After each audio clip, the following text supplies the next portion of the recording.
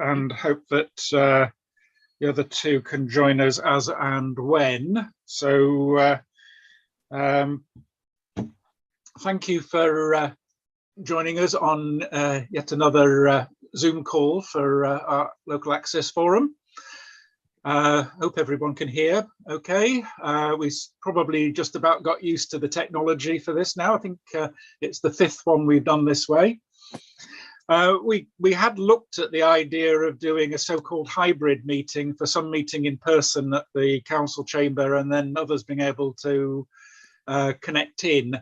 That's something we decided not to do, just because it probably would have incurred extra expense of getting somebody in to manage the connections, and I felt it was important that as many people as possible were actually able to attend, rather than worrying about where we attended. So for this meeting, we've decided to stick with the Zoom meeting, and we'll have to think about whether there is any potential to do in face-to-face meetings at the next time.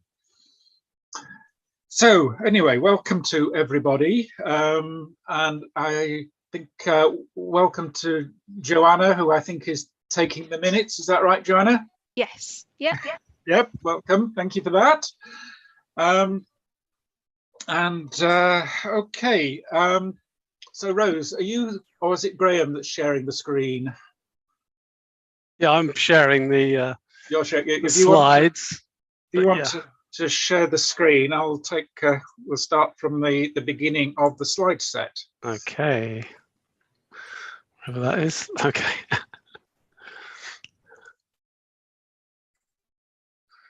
I'll just get it into the right form.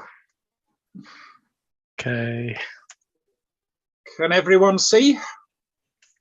Take a few nods and a thumbs up from some. Thank you. Yeah. Good. That's good. Thank you. Okay, so welcome. We've had apologies from Sue, and yeah, as I say, there's a couple of others who aren't with us as well at the moment. Just as a reminder, of course, with being a Zoom meeting, if you want to speak, then either wave your hands at the screen, or I think somewhere there's a little button you can press to put your hand up on it. Otherwise, yes, perhaps just keep on mute until we've whilst not speaking. Okay, let's move on to item 3 on the agenda, the minutes of the last meeting and matters arising. So, as we have done recently, we sent out a appendix, which I think went out, was it yesterday, with a summary of where we are with the actions from the minutes from the previous meeting, rather than going through them laboriously one by one. So first of all, does anyone have any comments or corrections on the minutes of the last meeting? Rose. Yeah, just a minor thing. Just bear with me, I'll get my notes up. So it was under section, it was 209.209. It reads ROEP 2 and midterm review, definitive map consolidation. It should be referred to as ROEP 2, midterm review, definitive map consolidation. I can send that to Joanna, yourself, Joanna, if that helps. Yes, Yep. please. Yeah, lovely. Thank you. Yep. Okay. Anybody else? In which case, subject to that correction, I'll declare that the minutes are approved. So yes, Appendix 1 was sent out yesterday. I don't know whether you found it on your emails. Anybody got any comments on the actions? I think remarkably, we've done pretty well at getting those actions done, or progress towards getting them done. Any questions, comments? Yeah. Oh, Rose, yes. Hello, Yeah. Rose. Yeah, just to thank Michael Brozard for his feedback to the leaflet, the rural route leaflet that we produced for the Cabbage Hill and the Cart. Michael's kindly provided me some sort of corrections that need to be made. And I'm by the end of the week, if members could just send me any updates to the leaflet, and then I can get that action to be produced into its final design. Good. Yeah, I scribbled a few on this afternoon as I was having a Okay. look. Hugh, you have to get off mute. The map. Yeah. We're now talking about, I think, Appendix 2, not Appendix 1, though. I think, It yeah, was- Appendix 3. Yeah, it was one of the actions was to produce this. and Oh, I send it see. out. I haven't gone down far. Anyway, the map in the leaflet, for the future, is it possible to put some labels in there? It's not wrong, but when it says byway open to all traffic, it isn't. It's closed to everything other than cyclists and walkers. Okay, and when it says cycleway shown along Harvest Ride, it's very confusing for people who are new to the area to realise that what you mean is a cycle track on the pavement along Harvest Ride. Right. And the third one is it doesn't say Long Copse anywhere and actually marks Long Copse totally inaccurately. Right. Okay, there's a few things, Hugh. Yes, and it doesn't give the starting point. It's very difficult when you first turn that map up to realise where is the Binfield play area starting point. So I've lost the name of it. Jock's Copse. Lovely. It doesn't say so. It doesn't even say start here. No, fair enough. Yeah, so it sounds like that the map needs a bit of work, Hugh. Would you be able to scribble a few? Thanks for going over those now. Would you be able to scribble a few notes? Me? Yeah, on the thing, you know, just indicating. I won't be able to scribble it on it. I think I'll probably be able to print the map off and write on it and send it back to you as a separate email. Yeah, I mean, is that okay? This meeting's been recorded, so I can always go over and just get the sort of listen to it again and get the updates if I just review what you said. Right. Okay. No, thanks, Hugh. Yeah, I'll send you some comments. Yeah, that would be amazing. Thank you very much, Hugh. Yeah, I've got a few comments to send through as well, which I'll do by email, Rose. And, lovely. Thank you. But it's nice to see it starting to look like it's final towards its final form. So it'll be good to get that completed. Thank you. Thanks for your feedback. Yeah. Any other comments on the actions from last time? Okay, I'll take that as. Let's move on. So we move on to the next item, item 4. I can find my agenda, which is rights of way improvement and issues, and I think we're moving on to either Rob or Rose to talk about this in Sandhurst. Yeah, so I'll just start off, and then sort of Rob can take over from me. We're basically working on a project which is looking to improve the condition of the surface along Sandhurst Footpath 15. It's an urban footpath which runs between sort of neighbouring properties. As you can see from the picture, it's a very narrow footpath which wouldn't be accessible by wheelchairs or sort of wide buggies, but it's very well used by pedestrians as a cut-through route. So it's quite a popular route. At the moment, it's unsurfaced, so it's kind of like a dirt surface. And it does, the vegetation which grows up from the surface sort of grows very quickly in the summer, and there's a lot of maintenance needed to try and sort of cut that back to maintain access. And also in the winter and sort of like wetter conditions, it does get quite muddy underfoot. So it's been identified for improvements, and we're applying for approval from the council, from the executive member, to release £7,000 or just over £7,000 to fund improvements to the surface there. Rob can probably give you a bit more background to the work he's sort of the consultation he's doing on this and the sort of the works themselves. Yeah, I think well, you've covered kind of most of it there, Rose. Thank you. Yeah, I mean, really, it's a very, like, just to reiterate what Rose was saying, it's a very narrow but well used cut through from what is otherwise typically terrace housing. So the kind of other way round is kind of a long way round those roads to kind of get to either side. It's well used by school children as well as kind of just general people kind of going to and from shops and things like that. We have some contractors standing by, kind of hoping that this Section 106 monies get approved. And as I'm sure you can kind of imagine, due to the width restrictions, it's quite a laborious process for any contractor kind of surfacing this section, because they can't use effectively normal plant to kind of get up and down. So that is normal machinery to kind of get up and down the footpath. So it's all going to be done by hand and wheelbarrows effectively, really kind of sort of slowly and surely, as well as kind of storage is also a problem for any materials, because the most of the parking along there is on street parking, so we can't store big piles of stone, for instance. But so what we will be doing is slowly but surely the contractors will be wheelbarrowing and then compacting a gravel surface down there, and essentially a kind of porous surface will allow the kind of natural surface that exists as is presently to just provide a suitable year-round route for those people that currently use it. Like Rose says, because it is so narrow and currently unsurfaced, in the winter it gets very wet and muddy, and then in the summer the vegetation only needs to grow a tiny little bit, and you've almost kind of lost the footpath completely. So we're hoping that kind of getting this kind of stone surface down will actually kind of make it a lot more accessible going forward.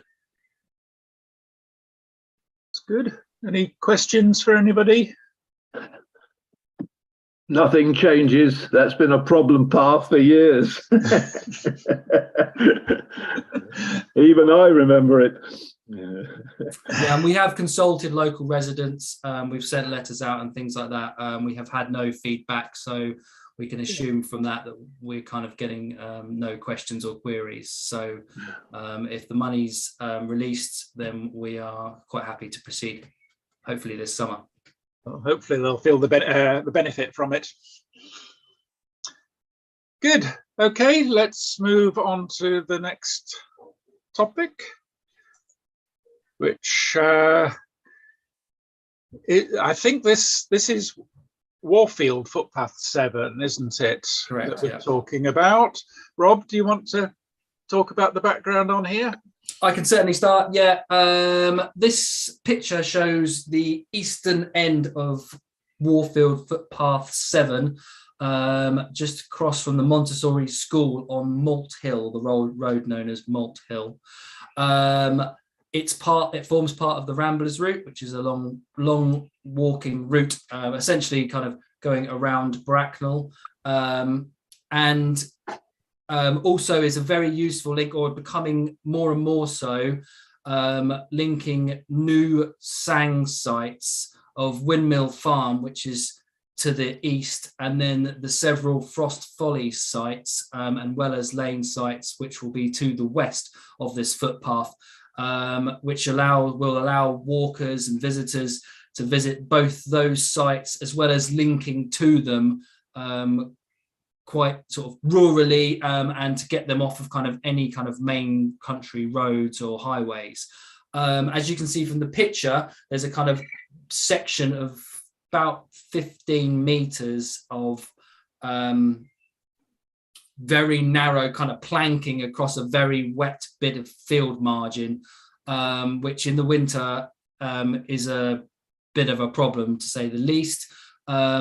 We've been in discussion with the Ramblers Association, and they've been willing to put forward some funds, where we have proposed, or I have proposed, to put in some extra drainage and essentially a sort of boardwalk section across there, which should hopefully alleviate kind of any of these seasonal waterlogging problems. We're looking to start the project hopefully the end of this summer, beginning of the autumn, utilising some of our really good proactive volunteer groups, and the materials will be hopefully funded from the Ramblers Association and then installed by the Rangers with some volunteer help.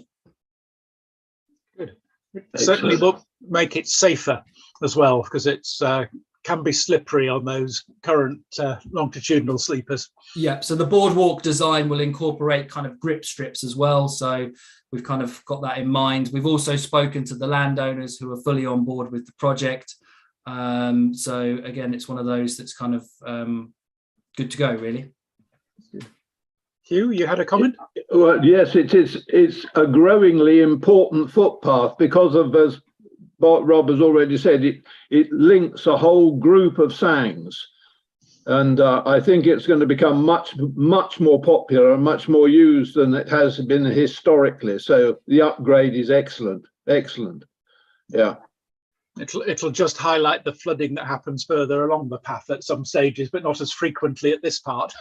Yeah. Well, where the footbridge goes across off the left-hand end of the picture, some several hundred meters off the picture. That's all. The field path bit is always going to be difficult. Yeah. But it is a field footpath, so we haven't got many left. It's a nice path, and it's well used. It was well discovered by people during the various lockdowns when doing their extra walking. Very well, good. It's a good one to get done. Yeah. Any questions, comments from anybody else? Okay. Shall we move on to the next topic? Oh, no, not this one again. Graham, are you going to give us an update of the progress? Yes, yeah. I mean, just say this is Winkfield footpath 13 and 19 on the polo pitches. Yes, it is Winkfield. Yeah, these are the paths that are either the actual footpaths or are on the diversion to avoid the pitches themselves. So not in very good condition, as you can see. In terms of the order, the diversion order is drafted and about to be made. I just need to sort that out with legal services, and then all the people we have to notify will all get their notices, all the prescribed organisations, the landowners, the parish councils, etc. So that's fairly imminent. The hold up, which I think we mentioned at the last meeting, was the landowner, the registered landowner having been deceased. We had to get the beneficiaries of the will to sign off that they were happy as effectively standing landowners. So we did eventually got a letter from their solicitor, which is good enough for our legal services. So we can go ahead with that, making that order. But then there'll be the usual 42-day consultation period. But to confirm the order, the paths need to be in a condition which is convenient to use. So there's still a bit of physical work to do with the polo club. We're not going to confirm the order as a diversion if it still looks like this. So yeah, they need to invest a bit to make them usable. Have they made any comment about the willingness to invest?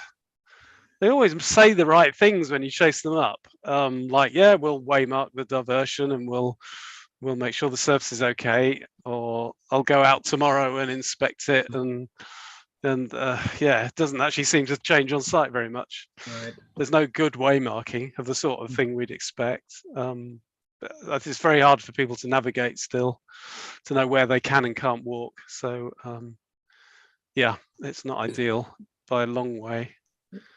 Jeff, you had a comment? Yeah, I mean, Winkfield Parish Council, we're in favour of this, but unfortunately I haven't been able to get up there. I've damaged my knee, and I haven't been able to get our little Jack Russell up there recently. But be interesting. I hope to maybe get up there in the next couple of weeks and see how they're doing. Yeah, that'd be useful. That's good. Thank you. It's usually more accessible in summer, but even then it's very rough. Machinery tracking along what should be a grass footpath is the main problem. They're just destroying the surface all the time. So until this heavy work stops, there's always going to be issues with haul routes crossing or running along these paths. Yes, exactly. So, yeah. I can't remember how long they've been extended to carry on that work.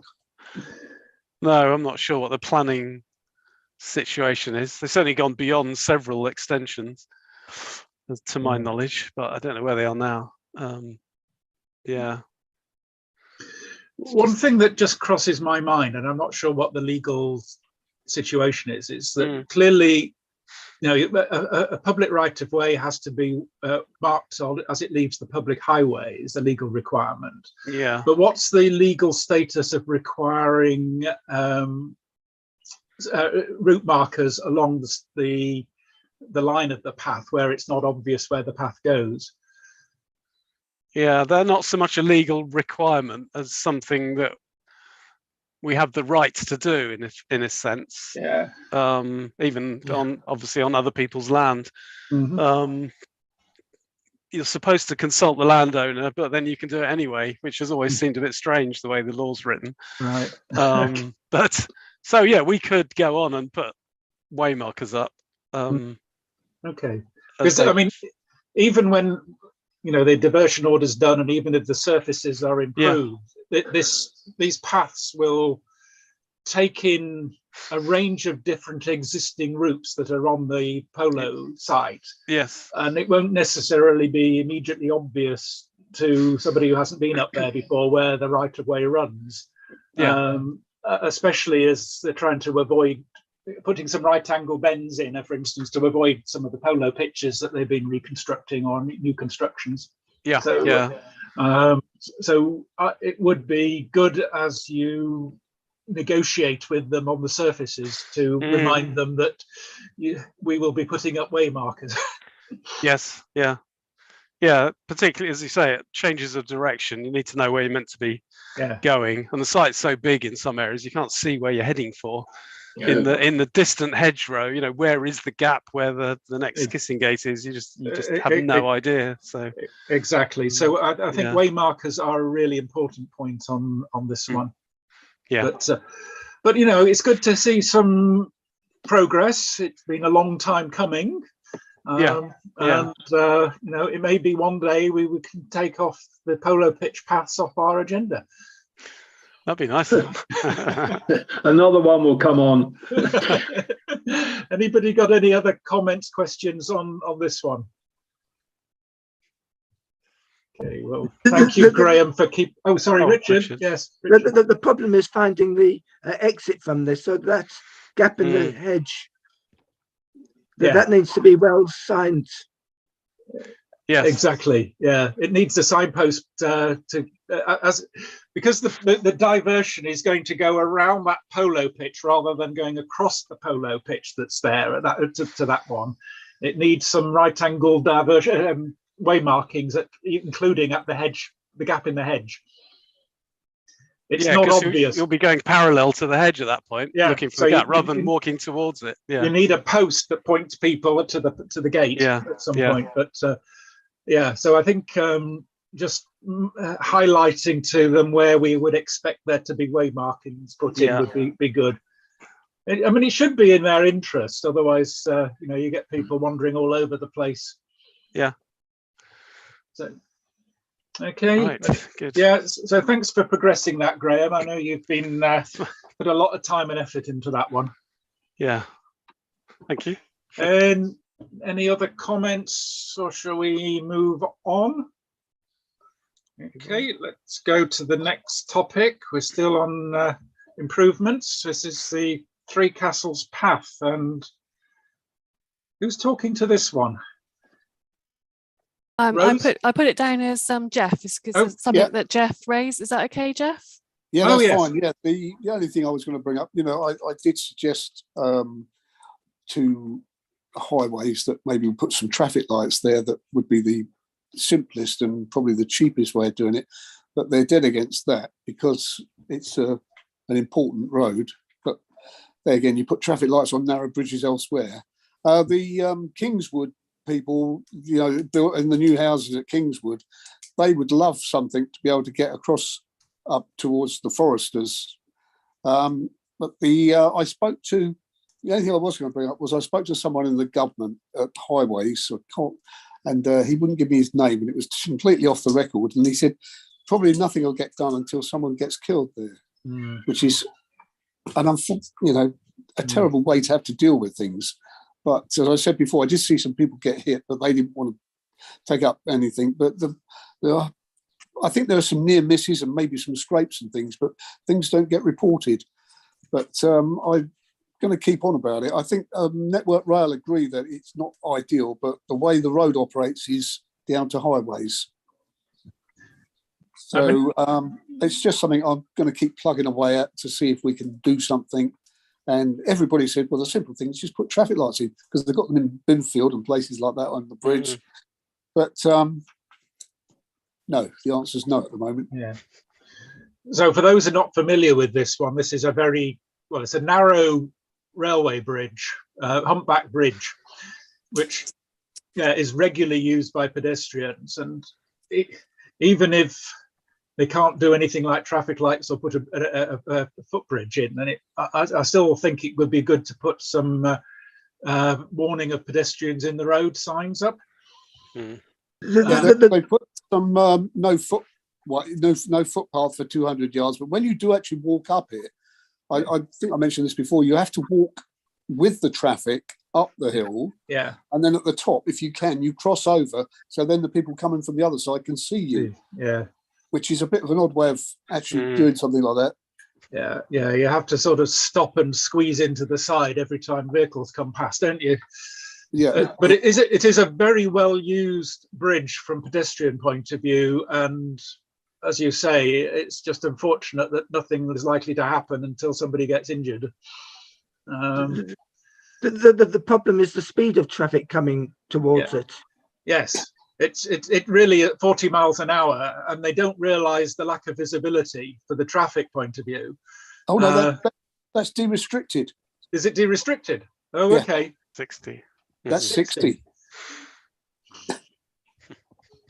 Yeah, it's a difficult one. Graham, is there anything that we can do to make representations to highways? Well, we could ask the question about lights again. I mean, that was an idea I thought of, being a lot cheaper than spending millions on, slinging another footbridge on the side of the bridge, because doing that over Network Rail, it just costs ridiculous amounts of money and approvals and so on. So yeah, as Jeff said, the bridge in Binfield is probably on an equally busy road and has lights on it.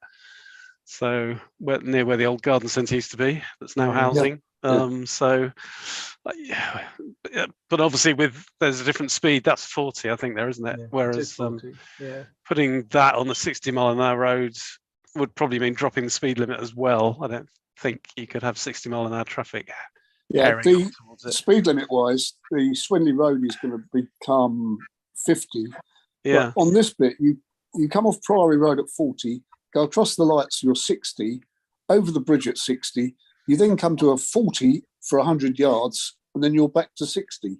Yeah. It's. Can you leave the road on the humpback at 60? Oh, you haven't done that, have you? It's always quite fun. No, I'm not there. I've done it in Cowley, in Uxbridge, but not there. Oh, yeah, I know that. Yeah. So anyway, we'll just press on with that, I think. Yeah. Is it something, Jeff, that Wakefield Parish Council would like to write formally to the highways team? Yes, actually, I'll bring it up at the next highway. We've got highways tonight, but it's not on the agenda. But I'll bring it up at the next one. I think the more places that highlight the issue, it would be good. And my observation is that there's more people walking that route than there used to be. Again, I think possibly partly a consequence of people discovering our outdoor spaces during the lockdowns and the like. They're seeing this valuable link, not just for the Three Castles path, but also other circuits that they can do local walking. Yeah, and the Swinley car park and Buttersteep car park, that's £100 a year if you want to use those two car parks. Yeah. So people are parking in Englemere Pond and walking over. Yes, exactly. Yeah. Hugh, you had a comment? Yeah, merely to say that perhaps the most practical and easiest thing to do is just stronger signage that pedestrians are using this road bridge. Yes. It may have to be a slightly unorthodox sign, but I would have thought highways could authorise signage on both sides warning traffic of pedestrians if they can't do anything else. Yes, I think that would be a great idea. Yeah, they were quite chuffed that they put in the no footway, no footpath for 200 yards, but that actually means a lot to motorists. Really. No, it wants to be much more direct to the motorist. Yes. That sign saying there's no footpath is really directed to the pedestrian. Yes.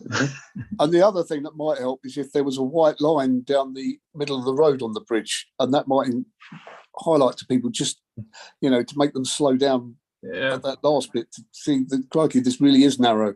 Yeah, I think that's true. As I say, if Wingfield Parish Council wishes to make representations, that's good. And Graham, maybe we can make some representations that this needs more thought. Yeah. Okay. Yeah. Even if funds might be really challenging. Mm. It is becoming I think it's become a significantly more of an issue based on my observation of the usage of that route. Yeah. Because the people in Kingswood have got a little gate that opens out opposite Swinley car park. Yeah. And when they saw that, they thought that would be ideal for, then hang a right, go up to the Foresters or up to the bus stops. But they're concerned, people with families taking kids over that bridge. Yeah, exactly. Okay. Thank you. It is worse when you've got Lapland UK operating. Indeed. Oh, yes. Yeah. True. Yes. I think that's another reason why it needs to have a slower speed limit along that stretch. Yeah. But okay, so we can't sort all the highways problems out, but we can highlight the issue. Anybody else got any comments on this one? Well, thank you, Jeff, for bringing it up. It's one that's concerned me for a good while. Oh, thank you. Okay, let's move on to the next item. Still on improvements. Right, so this is Whitmore Bog and Bog Lane from Martin's Heron. I got contacted by a member of the public. I think it was through my phone as the footpath secretary of the Ramblers Association, local Ramblers Association group. And what we're talking about is crossing New Forest Ride north of the railway line, so that people from the Martin's Heron estate used to be able to walk across New Forest Ride and access Whitmore Bog, which is on the other side of the road, unofficially through what were gaps in the fence. I think many of the bits of the fence have been trodden down over time. So all the way from effectively the traffic lights by the Mercedes garage down to where there's an entrance to, I think it's a bit of a sewage works down there. The fence has actually now been repaired. This was done by Bracknell Forest Council at the request of Crown Estate. I think the council had an obligation to repair this fence, possibly arising from the same time as the New Forest Ride was built around that area. So there is now no public access. Well, there's no unofficial access across that area. And I think clearly was a legal requirement to replace the fence, and Chris Wattridge from the Parks and Countryside team has dealt with that. The bit that was crossing my mind as an issue is that although I never saw it, the gentleman who informed me about it said that there was a sign on that side saying walkers were welcome. And certainly if you go to the other side of Whitmore Bog, which is about where the entrance to Lapland UK is on Swinley Road, near where we were just talking about, there have in the past been walkers welcome signs. I haven't checked whether they've been taken down on that side, but this was a perhaps lesser known area which the Crown Estate allowed public access to. And I guess I would be concerned if public access to any open spaces was reduced. which is why I wanted to put it on the agenda for today. I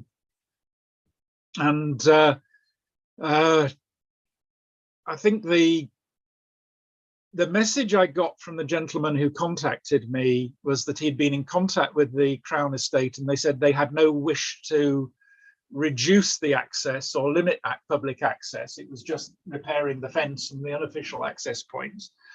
But I did feel it was something as an access forum we should at least be aware of. And I would quite like to invite somebody from the Crown Estate to at least attend a meeting of the Access Forum to talk about what their policies are around public access like this. About 3 years ago, we used to have, I think it was the Chief Forester, of the Crown Estate was actually a member of the Access Forum. But when he left the Crown Estate, we never got a replacement. I think it's worthwhile us pursuing that a little bit more, even if it's only inviting to occasional meetings. Does anybody have any thoughts on that? The new man has been appointed. Yep. His name is Richard, and I can't remember his surname, unfortunately. Richard Everett, Hugh. Oh, thank you very much. Well done. And yeah, the notice that we're seeing on our screens, did that come from that site, or is it just one that somebody thought might have been there in the past?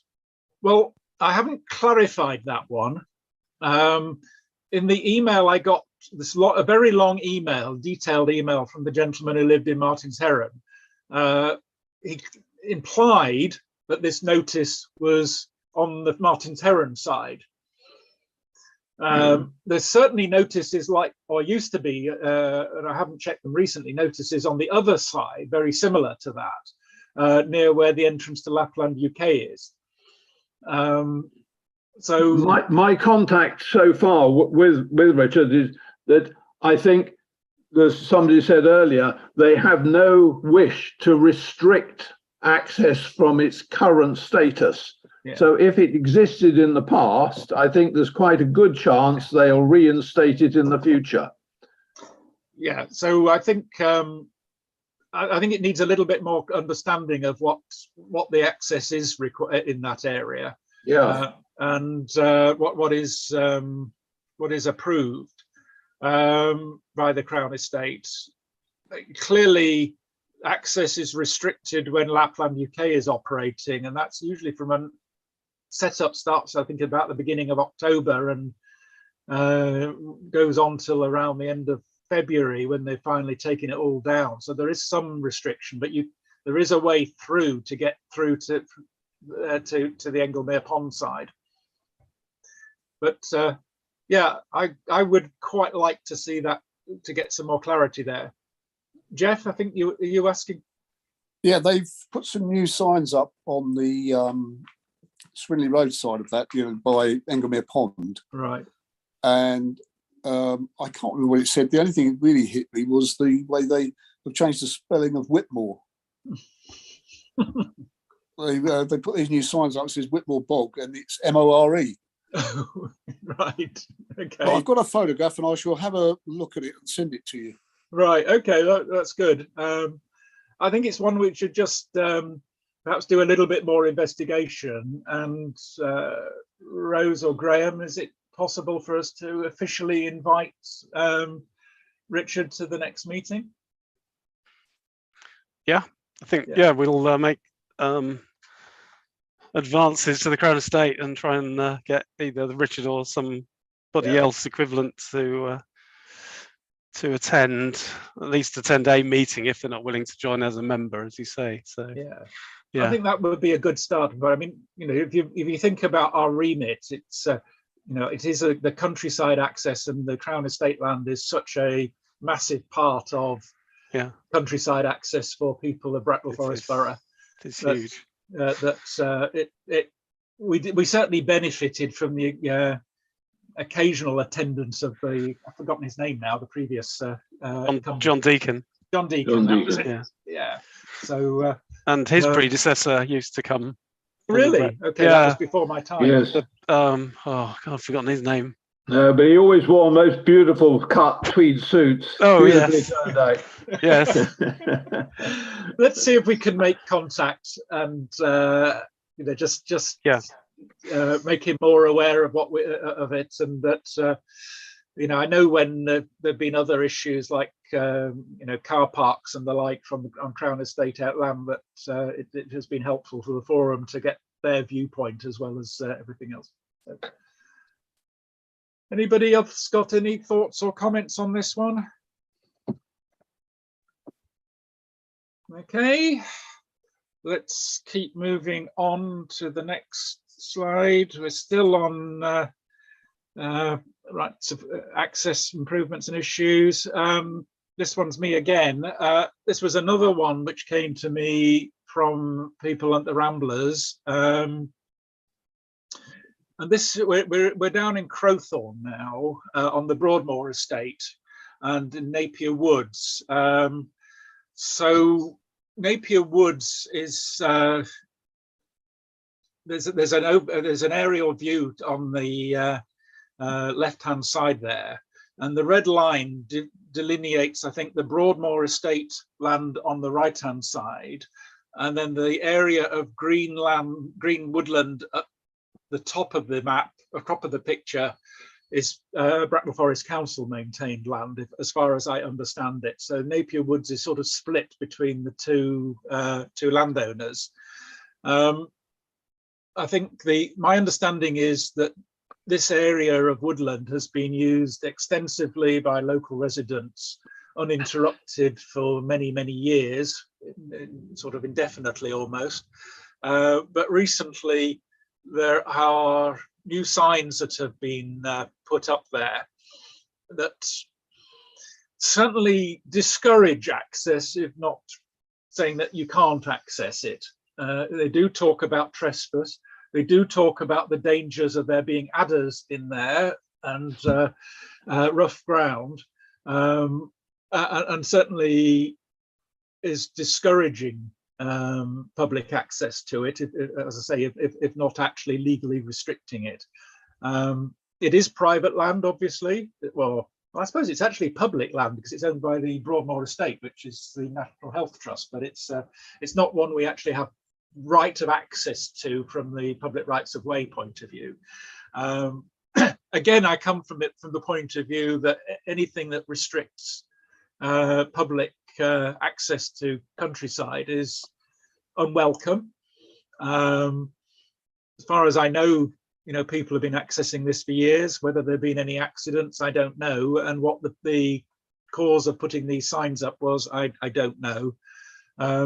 What I was going to suggest as a way forward was for Graham, if he would write to the Broadmoor Estate contact that he has, to ask for clarification of his of its purpose.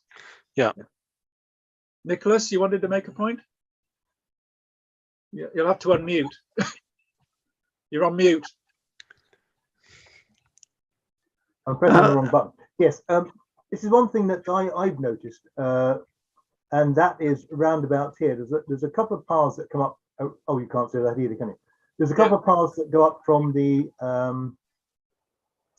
Devil's Highway, and they enter the area from the north, and these signs are all over the place. So much so that as you go down on the Three Castles path, there is a red sign that says that you are entering private land, and if you have an accident, it's your own fault. I can send photographs of these to you, and I was a bit worried, so I've informed somebody else with respect to within the Ramblers with respect to the Three Castles path.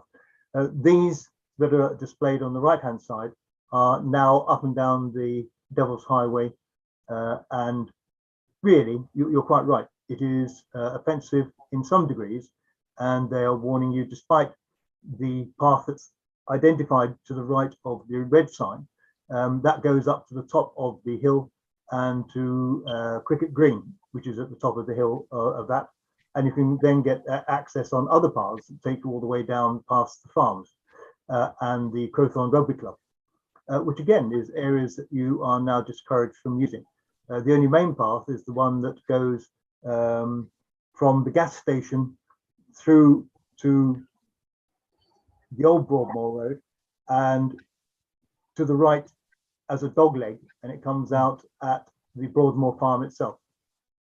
But if you need some photographs, then I'm quite happy to go around and take quite a few. Thank you for that. Yeah, I think it's, from my point of view, it's just a case of wanting to clarify what's driving this. Is it local managers being concerned about liability, or is it a policy of really wanting to restrict public access? Sometimes a profusion of signs sort of suggests that people are worried about liability. Yeah, it does suggest that, doesn't it? That it's all about we've informed you of the risks. You've decided to go in there anyway, and therefore we're not liable. Yeah. If you fall down a hole or get bitten by an adder. So, or both. Yeah. Well, like you can certainly get the impression on some of the areas around there that they are very, how shall I say, safety conscious, given the handrails on either side of the actual public right of way that grows across their land. Okay, any comments or questions on this one? Were there supposed to be sands in that area? Well, they're further south from this location. Yeah, well, I mean, the development in the middle of the aerial photograph, which is Cricketfield Green, the sang provision for that is sort of diagonally off to the bottom right of that photograph. So where the path runs around the outside of the old Broadmoor wall, sort of another 150, 200 meters on to that, off the photograph, the sang corner starts down there and then runs across to where the rugby club is located, all south of the road that goes to the old farm, the estate farm. So yeah, that's further south than these woodlands. But obviously that is all publicly accessible. I think for the majority of this area, it must be used primarily by just the local residents going out for their dog walks and accessing the wider area. It's not an area where I think much through traffic would happen. No, I think you're right. Yeah. Okay, but yes, Graham, if you, since you've developed a buddy at the Broadmoor estate, would you mind just sending off something just to ask for the clarification? Yes. Yeah. What is going on? Yes. Yeah. Okay. Okay. Let's move on, and we're going to item 5 on the agenda, which is our right-of-way improvement plan 2, the midterm review. And over to Rose. Thanks, Colin. It's just to thank members who've sort of provided feedback. We circulated the plan for comments. In particular, it was the action plan table we were interested in reviewing because LCAF are identified as sort of key partners in quite a few of the actions, and in some case lead on the actions. So it was very important to get your feedback on the plan. So thank you for the feedback, which has been incorporated into this review. The other sort of bits I need to do, as well as looking at the action plan table, is just to look at the rest of the document, which is to look at if there have been any changes in policy, rights of way policy or legislation. And we have also got a list that Rob and I and Graham have been updating about sort of improvements that have been delivered to rights of way. So removing inaccessible styles, for example, that's the old squeeze styles and step over styles, and putting in accessible gates, pedestrian gates and kissing gates. So we've got a list of keeping an up-to-date list. So this will go into the review as well. And I was hoping also, Colin, to include the lists of suggestions for improvements, to include that as appendix as well. So the review's coming along nicely. I would still like to, once we've got a final copy ready, I'd like to send it out again to LCAF, because it would be good to get your final feedback before it gets submitted for hopefully for approval, which will be the 30th of August. So we will make sure that to get that out to LCAF in plenty of time in case you've got any final feedback before it gets approved. And I think that's it for that one, unless there's any comments. Well, I think my observation was, first of all, I was quite impressed by how many actions we've made progress on. When we drafted it, my comments were there were a lot of actions, and could we actually deliver on them? So many of them have had progress made, and I thought you made a good point where on a few of them where it was clear that either they had become redundant or weren't going to make progress. We needed to make sure that they got actually highlighted and deleted as actions, because there's no point in having an action list that can't be delivered. But a lot of good progress made. Yeah, brilliant. Thanks, Colin. Yeah, that's something I should have highlighted, actually. You know, the fact that we seem to have more green actions than we did red. There was very few red actions, and like you said, that some of the red actions were sort of perhaps unrealistic, or circumstances changed, which meant we couldn't deliver those anymore. So I think when we do the review, we'll keep the actions in, but just make a note to say that these not feasibly going to be delivered. You know, just to sort of keep a note that they were there and that we're just going to have to shelve them. But certainly, I think we need to. One of the things I discussed in our last Rights Away meeting was the fact I need to sort of almost go through all the actions and do a bit of a prioritization. You know, sort of do a system of which ones can be easily delivered. You know, quick wins. Which ones are going to take a lot more work, and there's a risk that we might not complete them in the next 5 years. And just do like a little bit of a review of sort of which one's going to be feasible to do in that time frame. And that's probably where it'll be good to get LCAF's input. Once I've sort of looked at that and sent out the document, it'll be good to get your view on that. I think the other point that I was going to make is that green doesn't mean complete necessarily. No. It means on target. We're on target. Yeah. And many of the actions were had a sort of continuity of actions that would be required over the 10 years rather than a absolute finish point. Yeah. So I think as long as it's made clear that green means that it's on target, whereas amber means not quite there, and red is ones that we really need to think whether we can make any progress on. Lovely. Brilliant. Thank you, Colin. Anybody else got any comments? No. Okay. And let's move on to item 6, which is the definitive map consultation. And I think this consolidation. Consolidation, even. Yes, I can't read. Is this Graham who's talking about this one? It could be. Yeah, so I think as we mentioned at the last meeting, this year we're reviewing the definitive map. It's 10 years since the last publication of the second consolidated map for Bracknell Forest, and also the definitive statement, which we need to check is still current and up to date. So it's a combination of incorporating all the modification orders that have happened since the 2013 map was published. So obviously we've got a record of all of those, and that they include changes to the map and changes to the definitive statement with the descriptions of the routes and so on, where they start and finish, how long they are, and widths where we've got those. So the first stage, which Rob's been doing excellent work on, has been double checking that the GIS record we've got is correct, because that will then form the basis for creating the actual set of maps at that point in time for the beginning of 2023, when we'll publish the revised map. So that stage is underway. we've obviously got all the modification orders that have happened since the last map was drawn up, and those are already incorporated in the sort of live GIS version of rights of way mapping.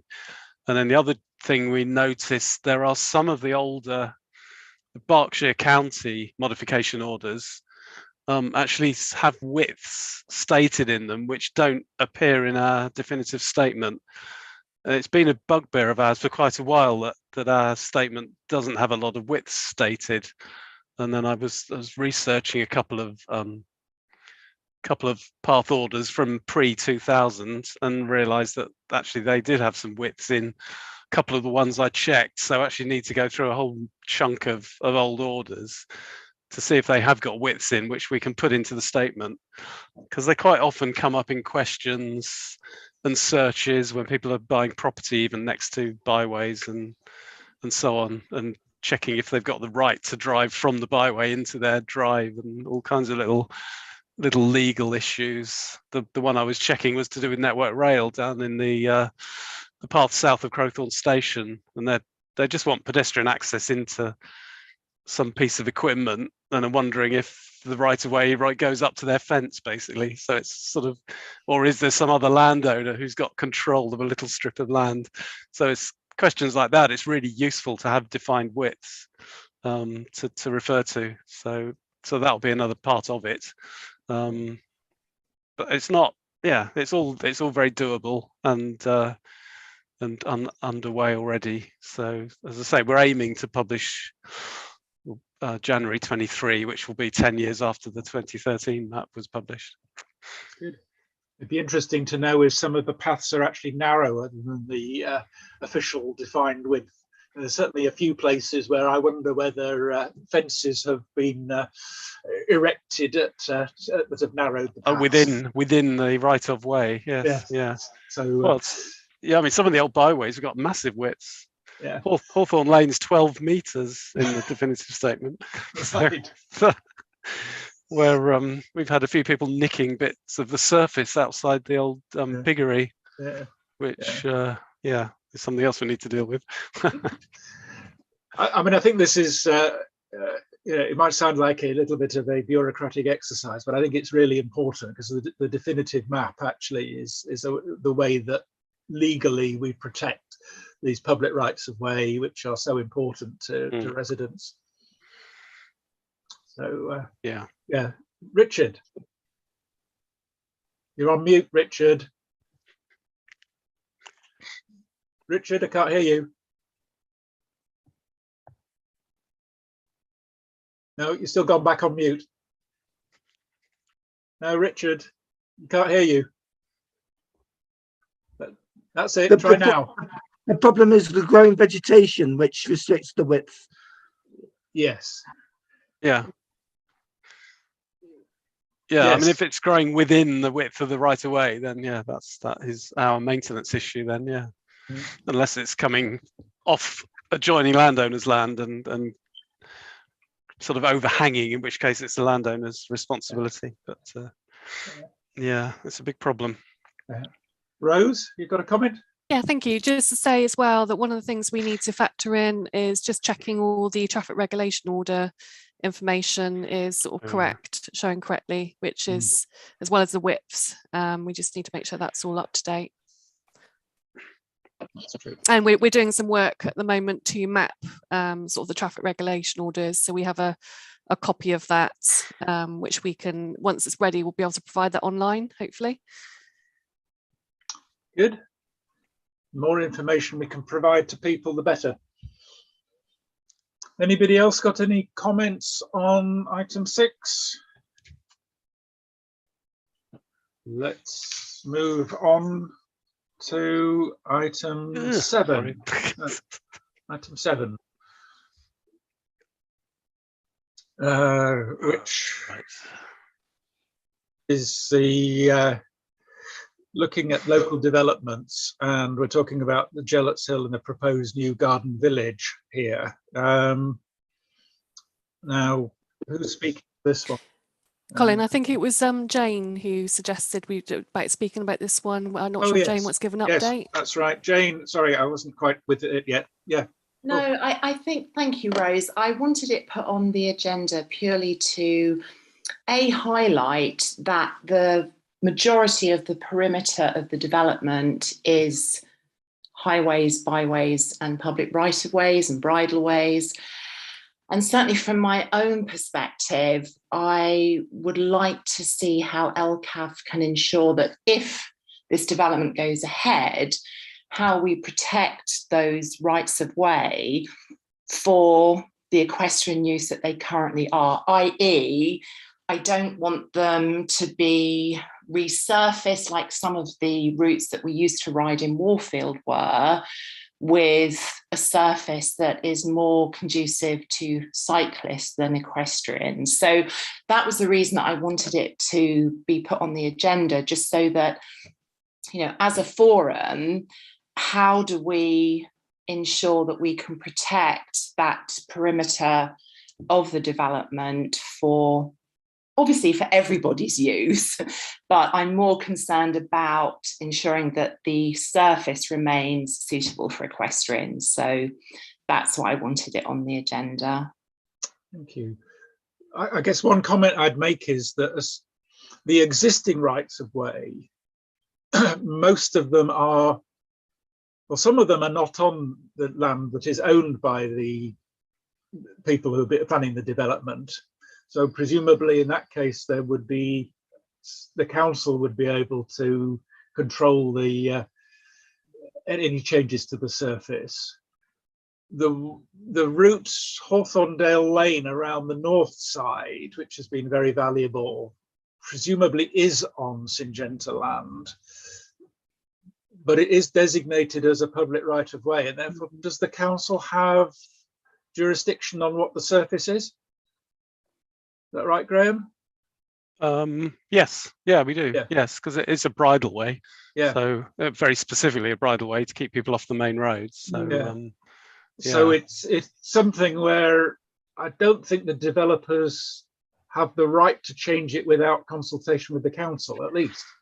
No, and I'm not saying that the developers Right. would change it purely because I don't think that fits within their remit. I guess my question is mainly aimed at the council versus the developers. I listened to the examination that took place at the council offices a couple of weeks ago with all of the interested parties, and Syngenta's representation did state that they are looking at putting in extra bridleways or public right-of-ways through the land. So obviously, if they're deeming it a bridleway, one would assume, therefore, that they would surface that suitable for equestrianism. But as I say, my concern is that from a council point of view, that the perimeter rights of ways that are deemed bridleways are kept with a surface that is suitable for us pony riders.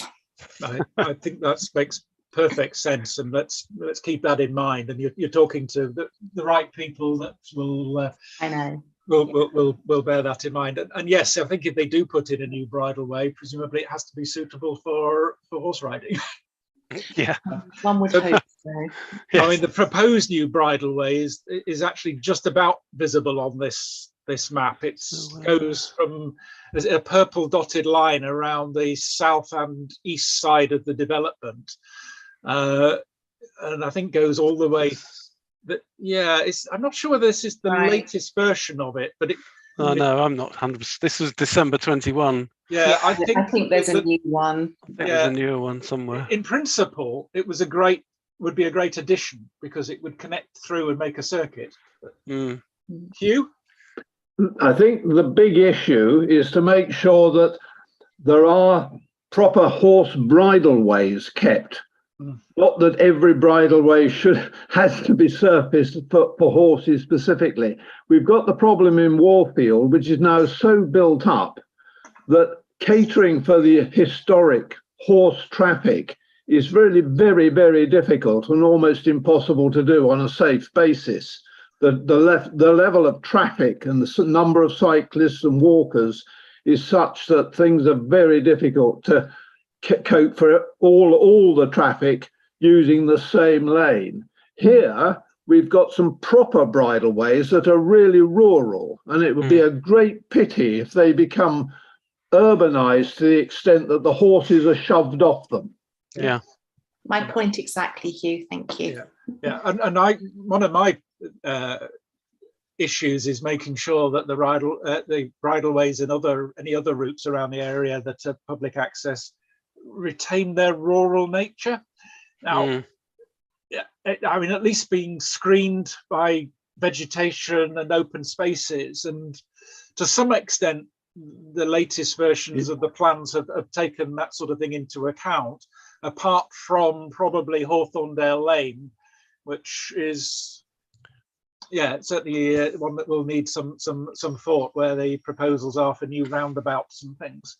But I think what we've said in the past as a group is that once we know the outcome of the consultation on the local plan, we should, as an access forum, contact the developers and say, we would like to positively engage. I mean, assuming that they're given permission to go ahead, but we like to positively engage about the rights of way and how can they make best for the current users as well as future users.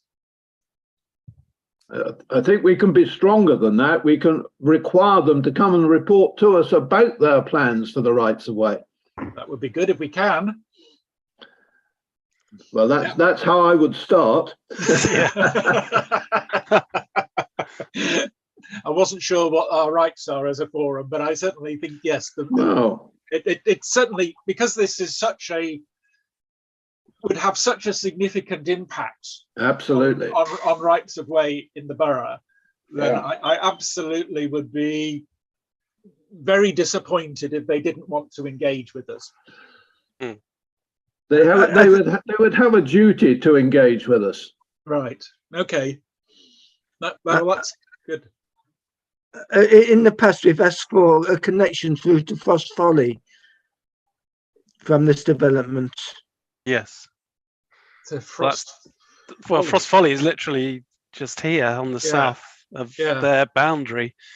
Yes. So Frost Folly 1 is in here. Obviously, Frost Folly 2 is below that. The Church Lane Sang will be slightly further east, and then the Windmill Farm Sang is sort of further over east. So and the developers at the moment have both. taken no account at all of how to link all that together. Yeah. They just see it as their bit there. They're not interested, and we must make sure they are interested in linking it all. Yes, absolutely. I think people get a little fed up of these contrived circuits on some of the Sangs that don't create proper walking routes. Yeah.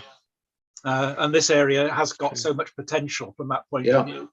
And you know, it's something that we really should be on top of. But I don't know whether we've got any timetable, Graham, for when the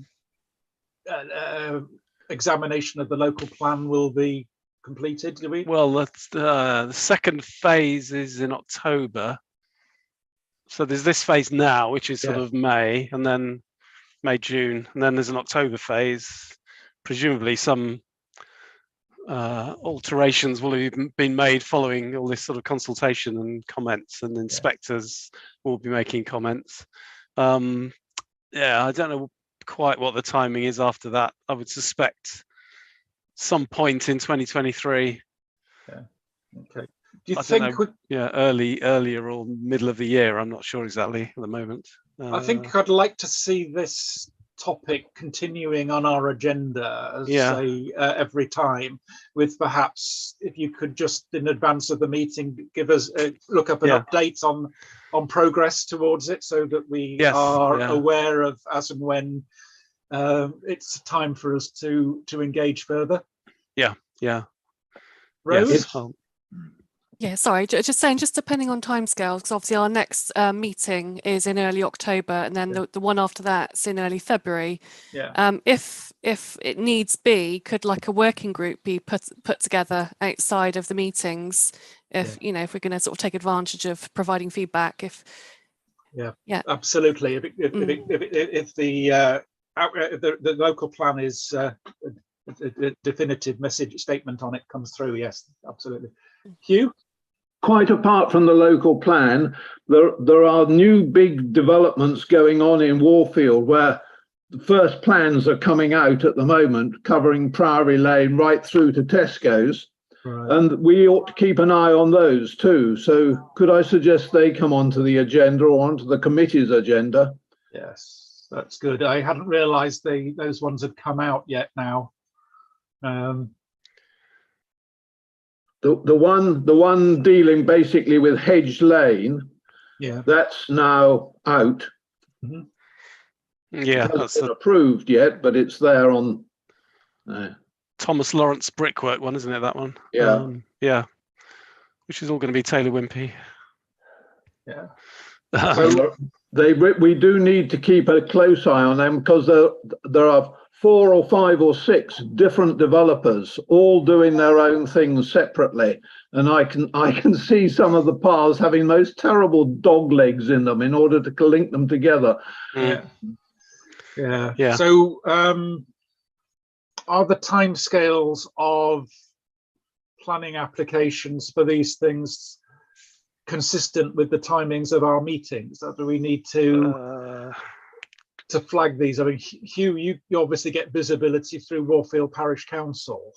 If there are things that we need to consider between meetings, then if you want to raise it to the Access Forum, we can, as Rose said, always act in between meetings. Yeah, I have a planning subgroup, effectively. Yeah. The planning subgroup would be a sensible way of doing it because it can act much quicker than this meeting, which is only twice, 3 times a year. Right. Yeah. Okay. Yeah. Okay. Does anybody? Sorry, I was just going to say, Colin, if you need somebody to volunteer to be on that group, I would be happy to. Okay. So would I. Right. So it sounds we've got 3 others because I would volunteer for it. Anybody else wish to join the 3 of us? I think I would like to be. Yeah. That's Richard, and I think Jenny's putting her hand up as well. Yes, I would. All right. Okay. Well Good. Right.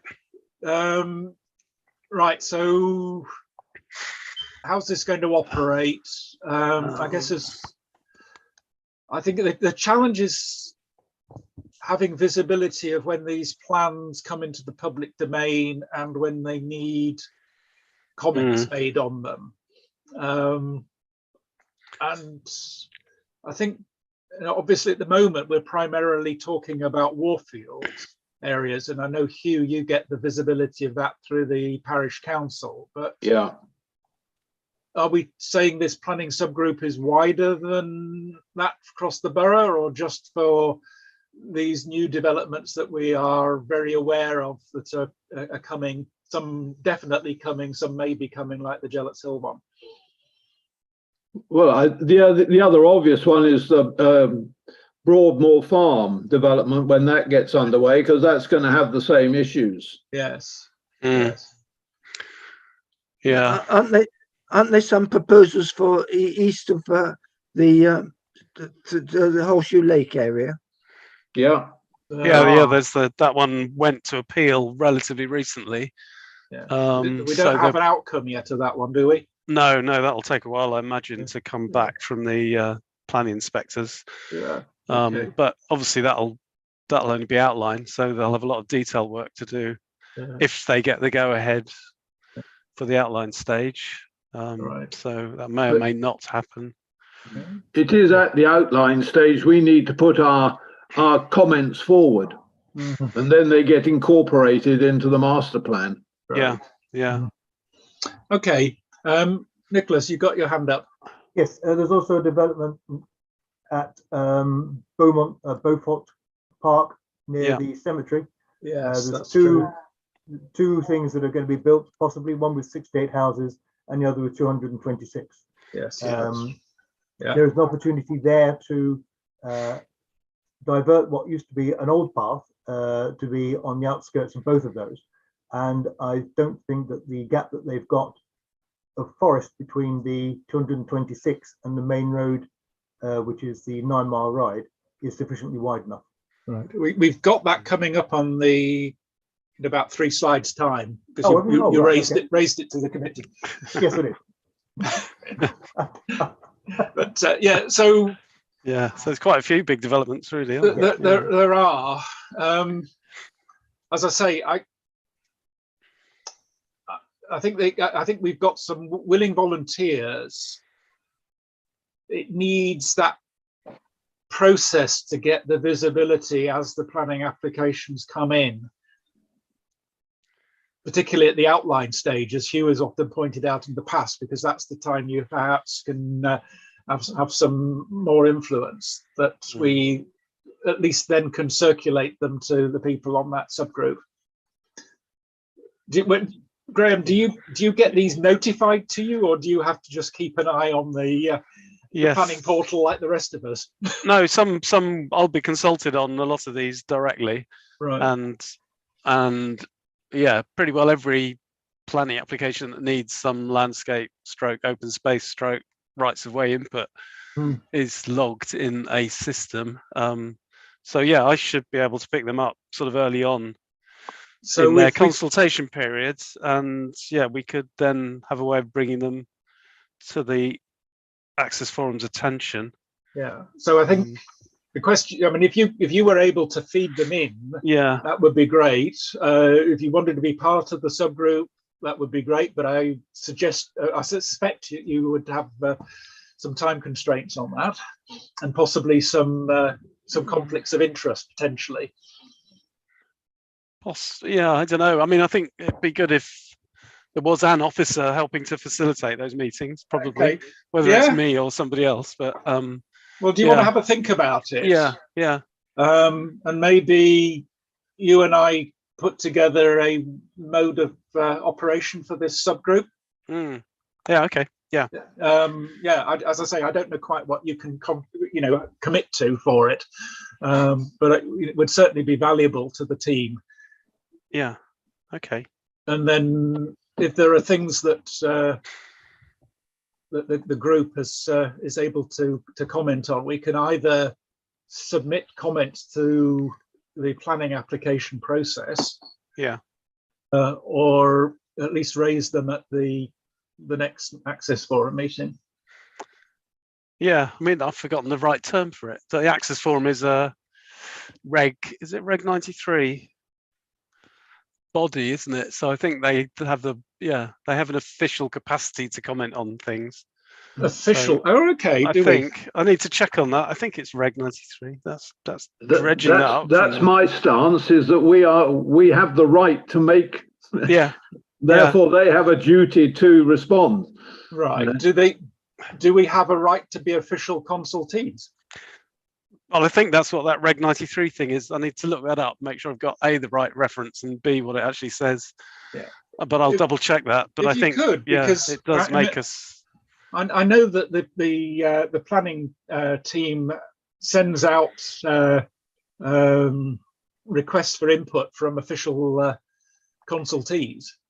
Oh yeah, I mean they'll go to Natural England and Environment Agency and English Heritage when necessary. So yes. Well, I don't see any specific reason why we shouldn't be on that list, but if it can be officially done, that would be great. Yeah. No, I'll check what all that means. Probably isn't a major hassle to them. No.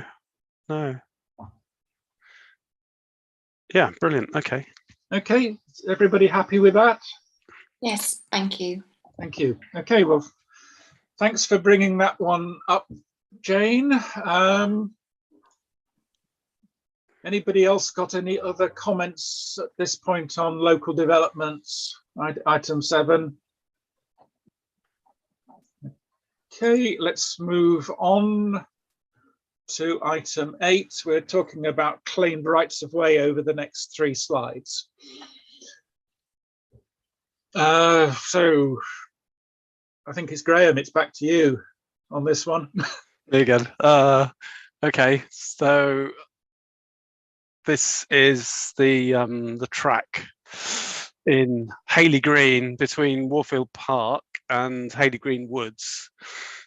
So it runs from Forest Road in the north down to the Warfield Park estate in the south, and almost all of it belongs to the Warfield Park estate, apart from a few meters at the northern end. It's actually the owner of that northern bit that's triggered a massive amount of local interest in claiming this as a public right of way on the 20 years uninterrupted use basis. So we've received certainly well over 20 user evidence forms from people who've used the track over different periods of time, people who've lived in the area since the 1950s and 60s, to more recent residents. And it's a really important route from the village of Hayley Green down to the community facilities of Tesco's and the primary school and various other facilities in the neighbourhood, as well as being a link between Westmoreland Park and Hayley Green Wood, which are the two council sites at the sort of northern end. So yeah, we've got these evidence forms. We've also had a letter from Warfield Park Estates solicitors. So they've outlined their view on the status of the track, the presence or otherwise of signage indicating that it's private land and there's no public right of way.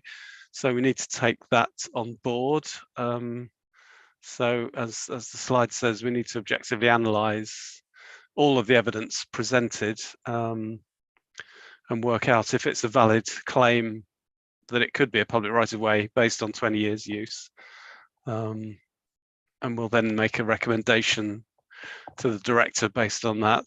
There's quite a lot of local councillor interest and parish council interest early on in this. So yeah, it's an interesting case really. I've met the landowner at the northern end who owns the top end of the track. And yeah, he's just seen such huge increases in numbers of people using it over the last couple of years that he's started challenging people and telling them that it's private land and they don't have a right to use it. And this has triggered this whole bit of activity. So we've got a meeting, quite a team of us are getting together on the 14th of June in the office to divide up and conquer all this information and decide where to go from there. It's just become such a big lump of information for one person to deal with. We'll get a team of 4 of us together, go through it all next week, see where that leads to. I gather there's no prospect of the landowners willingly allowing it to be dedicated as a public right of way. No, I mean, certainly not on the basis of previous evidence from the Warfield Park estate. They were, one of their other drives was somebody attempted to claim it, or several people attempted to claim it as a right of way on the southern part of the estate, and that was strongly challenged and never went anywhere. Right. So yeah, we need to, and it's an awkward one because the with the separate land ownerships, obviously the bulk of the track is in Warfield Park's ownership, but it's, I say, it's a different private owner who's challenging its use. So yeah,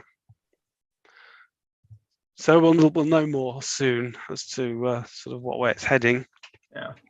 Okay, so we'll leave that in your hands, and we look forward to updates of this, because it sounds as if it's a story that will have some future legs.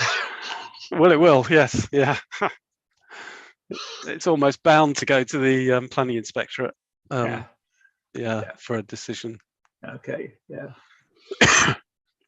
Anybody got any questions, comments for Graham on this one?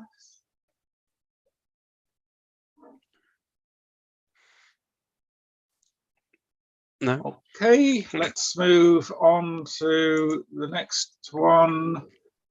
And this was following up on the previous time when Nicholas raised these former paths in Sandhurst as potential rights of way that should be reclaimed.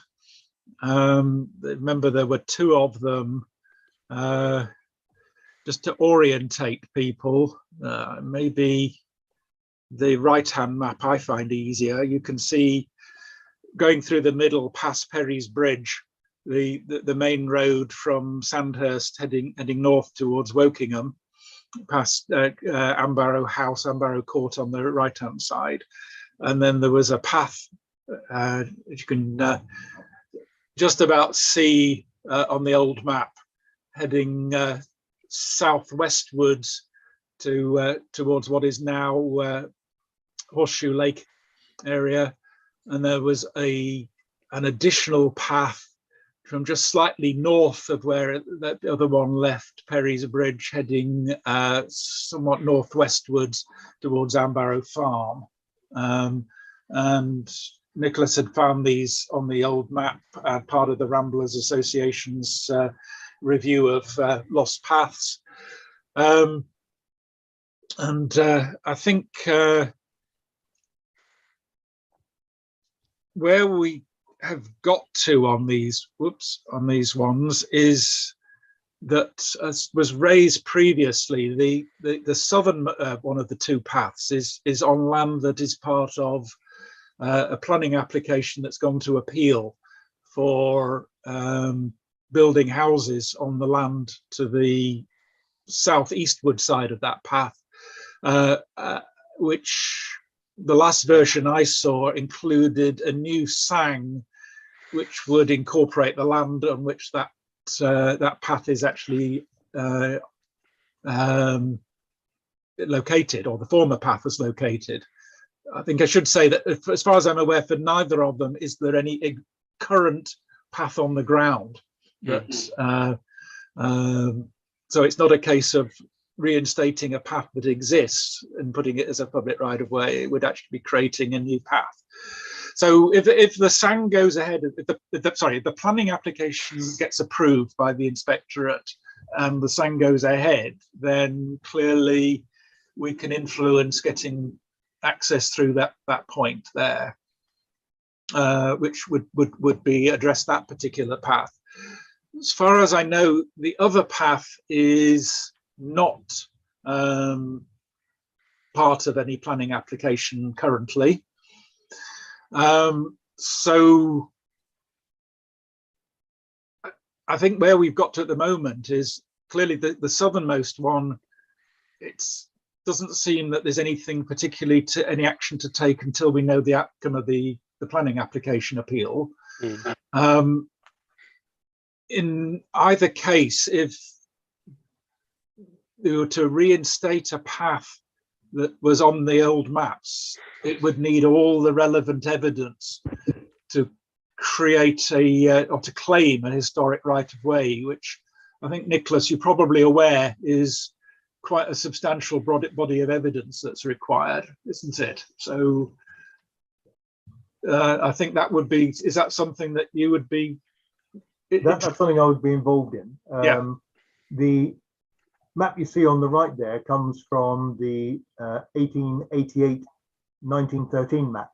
And you're quite right, the two paths were there. I was fortunate enough, before the website was taken down, to look at Ordnance Survey maps that are outside of the Scottish Library remit, and they were still present up to the 1930s.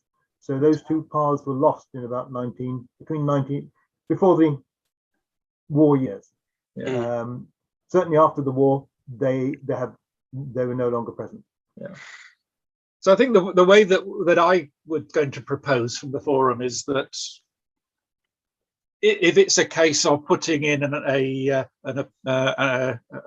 initiating the process to claim those rights of way, I would say the Access Forum would support it, but we'd be looking to you to provide all the relevant evidence. Yes, one of the National Forum for this process. One of the Leicestershire, I think it is, What they've done is they've had a similar occurrence where they've put in the form as a token for the reinstating, and then with the same application they put in a diversion which then conforms to more or less the original line, but taking on board the development that the builder was going to do. Right. So in fact it doesn't follow the exact line, but it follows more or less. And to be frank, I'll be quite happy with that. Yeah, I think you're possibly likely to have more success with the southern one if the planning application gets approved. Yes, indeed. Yeah. And if the other one, I don't know whether it's quite as valuable a path, but anyway, no. If anybody, unless anybody disagrees, I think the Access Forum should take the view that we would support it, but you would have to drive the process on it. Okay. Hugh.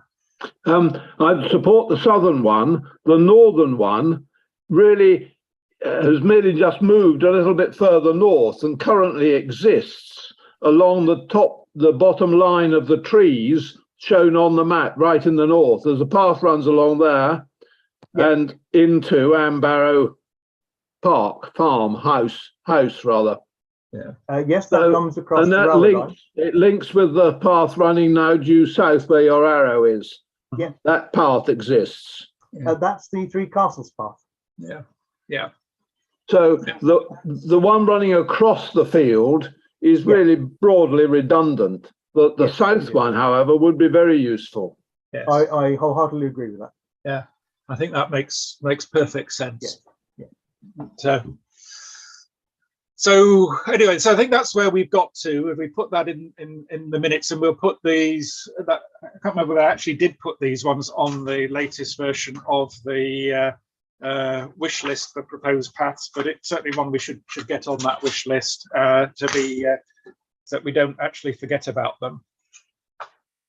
And we'll leave that with you, Graham. With you, Nicholas. Sorry, Graham. I wasn't actually giving you yet more actions.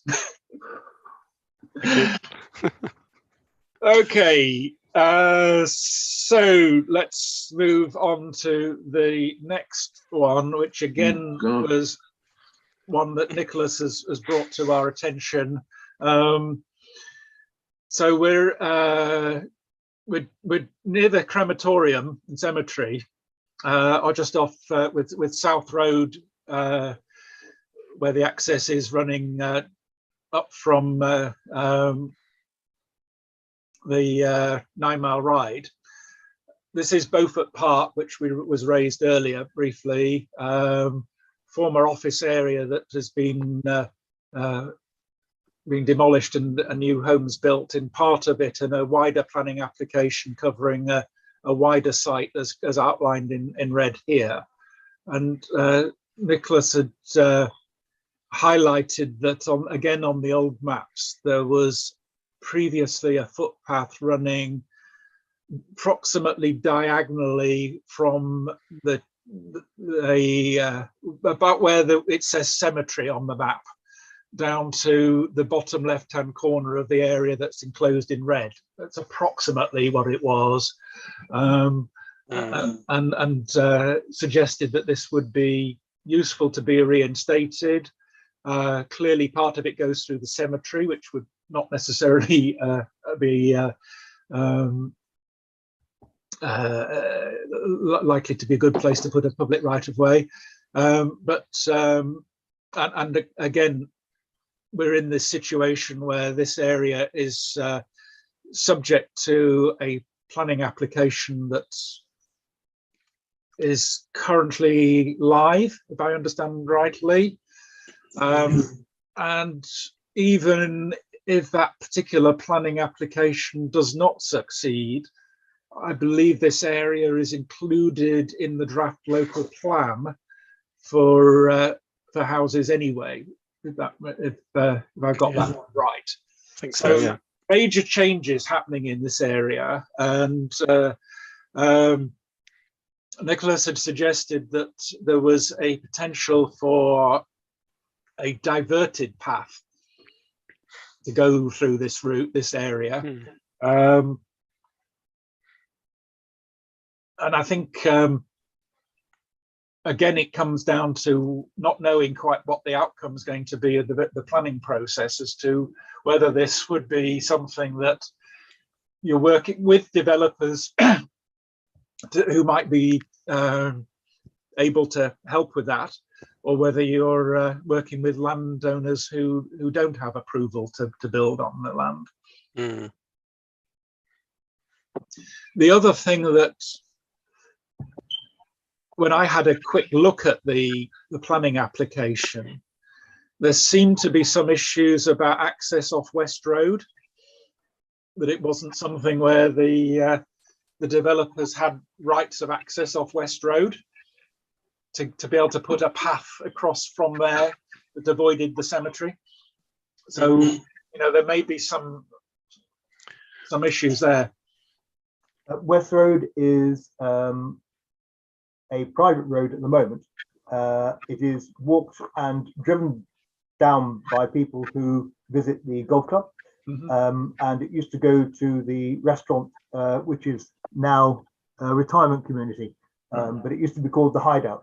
Right. So that used to be the Thai restaurant, and its access was from the East Hampstead Road and the old Wokingham Road junction, which, if anyone has attempted to go across that, it's Death Alley. And they chopped down a 300-year-old oak at the northwestern end of that junction, which has improved the access not one iota. On this particular map, where you've got the O for the road, that would be the start point of the path.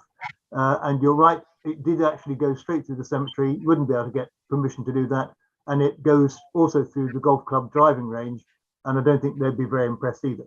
So it comes out at approximately 3 of your white dots up from the left-hand corner of the to be approved Taylor Wimpey Development square box. So the west, no, up, stop. Yeah, down to your, okay, go left from there. Left, stop there. So that's where the current site is. That's the current Beaufort Park. And from that left-hand corner, top corner, is where the path would come down from West Road. And then it goes down past the E. That actually, I've illegally gone in there. I hope you won't bubble me to the police. But I wandered in, and the old path is still available, but it is unused because nobody ever walks it. And it's available up to the end of the tree line. So there is a possibility that it could actually be quite pleasant, or move slightly to the left or right, depending on what the builders do. So what's the? Clearly, the whole thing is subject to what happens with the planning application. Yes, indeed. Which has gone in. I think it's an outline planning application, if I remember rightly. Yeah. So it won't have all the details in there. If that gets approved, then it might be appropriate for the Access Forum to approach the developers and see whether something like that could be incorporated in the detailed plans. Is that an appropriate way, Graham? Yeah, I think so. Yes, yeah. Sounds good. Again, it comes back to this keeping an eye on the planning process, doesn't it? Knowing as and when things actually get approved. So if you see anything on this one, Graham, could you just flag it to us? I will. Yeah, I'll keep my eyes open for that one. Yeah. Although not a member of the forum, should I at this stage volunteer for your So I was going to bring that up in later on, Nicholas, when we come to the administration slide, because Rose is probably sitting there saying that I shouldn't really have allowed you to speak at the forum. No, you're right. But it just seemed illogical not to get your input at this point. Oh, and Nicholas, apologies, I've shortened your name on the presentation. I should have put Nicholas, not Nick. Nick's fine. Okay, brilliant. You could call me Lofty if you like, but I don't think that would go down particularly well. But let's come back to that point in a moment, Nicholas, please. Okay. Okay, anyway, thank you for bringing that one up. Let's move on to the next. I would like to access the other across 9 Mile Ride from South Road into the Sang the other side. Oh, yes. Mm. Yeah, Graham, we talked about that one. Yeah, there is a new crossing, isn't there, near the There's a crossing at Golden Retriever. At the Golden Retriever, which makes a safe crossing. It's not quite exactly opposite South Road. Yeah, but you. Yeah, I'm not quite exactly sure where you have to walk to get in then, because you Well, can't. if you walked, even if you had to walk down the dual carriageway, where there is a cycleway footpath for a while, you could get in somewhere along that side. No, you can't get in from the dual carriageway. You'd have to come in from 9 Mile Ride I was into the development. oh, I mean, okay. there's a northern gateway south of where I was just the thinking. box says site. So there's I don't think there's a footpath on the road on that side. Isn't there? I think the footpath's on the north side of 9 Mile Ride, if I remember Yeah. rightly. Yes, it is. Yeah, which is why I was thinking if you came. There's a footpath from south of 9 Mile Ride across to the dual carriageway. Yes, Yeah, there behind is. the Golden Retriever, but there's no Yes. connection from that into the Sang, Yeah, into the TRL site because it's too close to the SPA. It's one of those policy things that creates a public right where you can't access sideways, as it were. So it's really awkward. I mean, Richard raises a really good point that frustrates a lot of people living in that part of Bracknell, that they can't get access to what is a major open space, which I think the intention is, I mean, because we've got the Great Hollands recreation grounds Sang as well, and I'm sure there's meant to be an easier way to get from there into the TRL Sang, so all these Sangs start joining up, as well as possibly the bit of land at Beaufort Park in the future. Yeah, I mean, something reminds me that in the past we were told that when the development was further progressed, that they might be opening up an entrance on the north side. Yeah, but it just I need to look. I'll look into that because I'm commenting on all the phases as they come forward. So so it's what happens beyond the school, effectively, where they were going to put a new depot for the council, and they're not. There was going to be a road in to the site there, so I'm now not sure what's happening to that access road and the depot site. So that's what I need to get clarification on. Well, I think it's one that we should really think through as much as possible as you see the progress there, because it comes back to Hugh's point about lots of isolated Sangs without thinking of wider connections for people to do longer routes, which has to be an advantage. Yeah, and I honestly can't see why access to the Sang from the north would be an issue for the SPA. But I don't know whether we'd have to go to Natural England to get approval for that sort of thing. But I'm sure there is a connection. I remember something a bit west of the Golden Retriever, but far enough away not to make the connection between the Sang and the SPA itself. So there must be something. Yeah. Okay, I'll look into that. Okay, so one of the things I was going to do was going back to our list of wish lists, which gets ever longer. We've got 3 extra ones to put on, I think, on the wish list here, which I'll do that, and then we'll at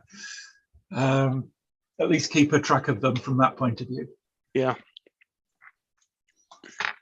Anything else on Beaufort Park? Let's move down to the next one, which where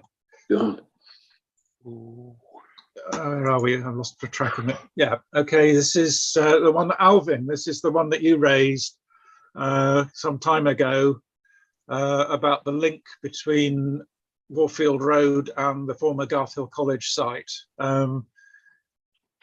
So Alvin, or Graham, I think you were looking into this one, weren't you? To give us an update. We did do some land registry research. Hang on, I can't see the map. Where's... Graham, apologies. I think I included the map, but I think you were working off a different copy of the presentation. Ah, right. So it's not included. Okay.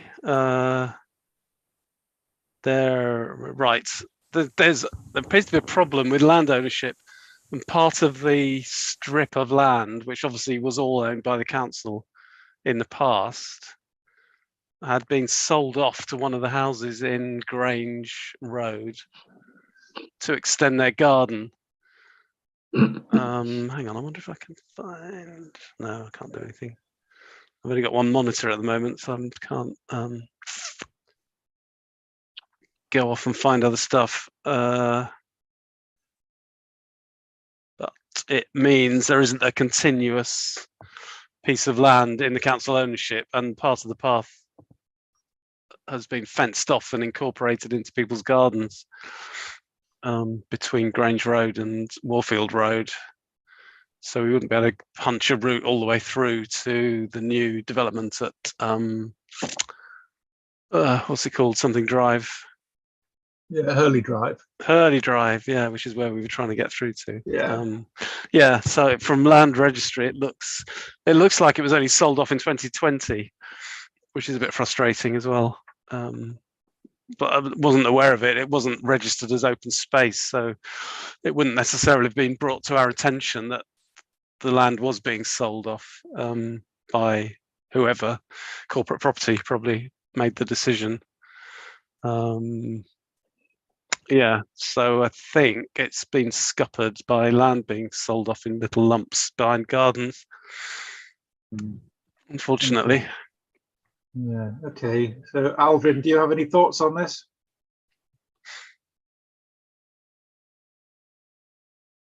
Yes, I did try. I probably didn't find the bit of the land registry that showed that bit going off, but I must have brought up something that was previous. But I do remember, I recall some time back that the Bracknell Forest talked about opening it up for a footpath into Garthill. So presumably that sale is now filled in that little bit that was there. Yeah. Because there was, I mean, I did look at the land registry, which had some interesting stuff about maintaining the ditch, and you have to keep the well going or something as well. Oh, right. So from what I gather from what Graham has said, we're now in a position where unless the landowner voluntarily released the land, which it sounds unlikely that they've gone through the process of purchasing it,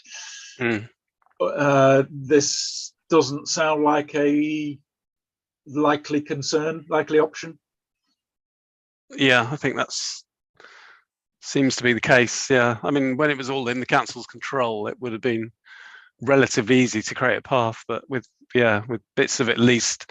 Well, the GIS says some of it's leased out, and I say this particular chunk is sold off as part of a garden. So, yeah. Alvin, do you think we should? I think raised at the time was that the people whose gardens back onto that on Shepherd's Hill and on the on Grange Road were keen to get it fenced off, because with Garthill School being there have been some antisocial behaviour perhaps down the back. So oh, right, yeah.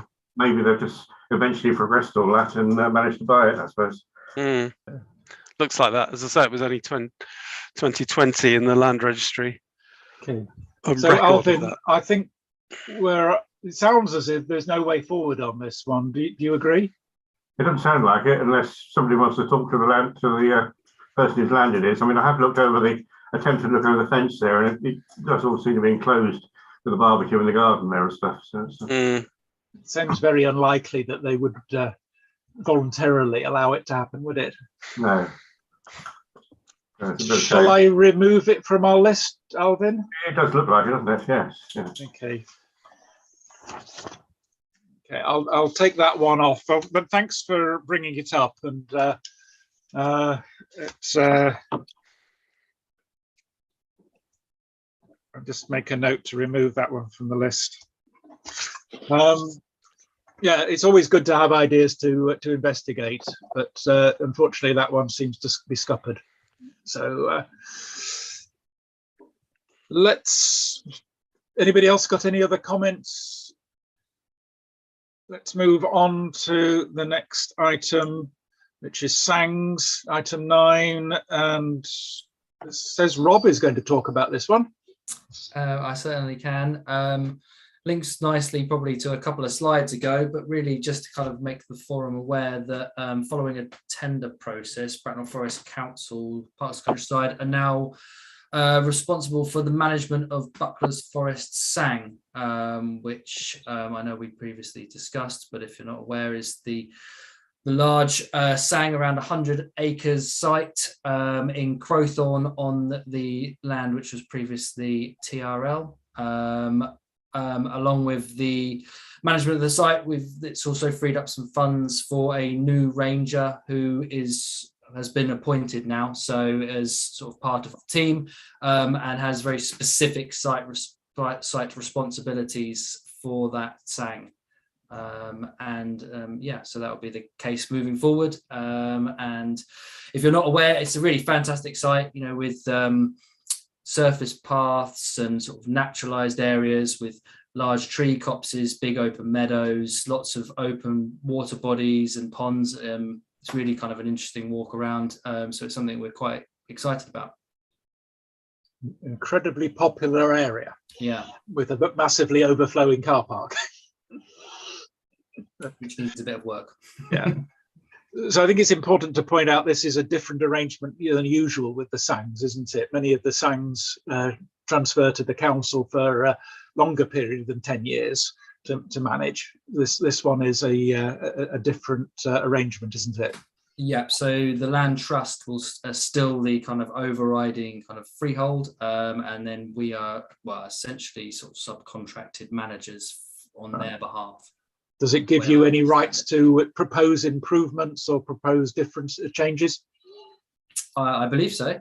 Yeah, I probably don't have all the details, but yes, I certainly think so. We would obviously kind of have to liaise with the various bodies and people involved, but yes, I think as managers, we certainly have some sort of level of control on the site. Yeah. Okay. Well, certainly going back to Richard's point about access from the north, then that would be good to know about whether there's any way of doing that. Something to look into, yeah. Okay. Moment in time, if I may interject, or do you want me to wait until the any other business? If you've got something that's relevant to this slide, let's go ahead. Indeed, yeah. I walked around this on Sunday, and the area on discussion at the north end near the pub, they don't appear to be building on that, and there is no obvious old path that's gone that way, but you can come in and go on the circular track, which was leveled up so that you could travel at 140 miles an hour and not come flying off. Yeah. And really, it's well worth a visit. Yeah, definitely a good place to visit. And as I say, incredibly popular place. So people come from quite a long way around to go to it. Anything else on SANGs? Okay, item 10, we've got administration here. We've touched on a number of these things here. We talk about membership and recruitment of the Access Forum. We said in the past and earlier on we would benefit from having some representation from Crown Estate, and we actually put an action down to try and contact the latest forester from the Crown Estate to see whether we can't at least get them to participate in occasional meetings, if not as a member. We've always felt that we could do with somebody who could represent people who have more accessibility issues to give us more guidance, but never come across anyone. I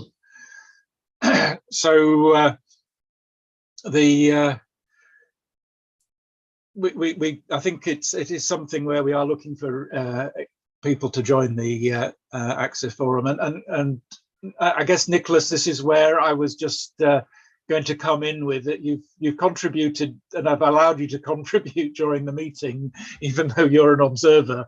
If you are interested in joining the forum, please contact Rose and go through appropriate process, and then she won't tell me off afterwards for doing this the wrong way.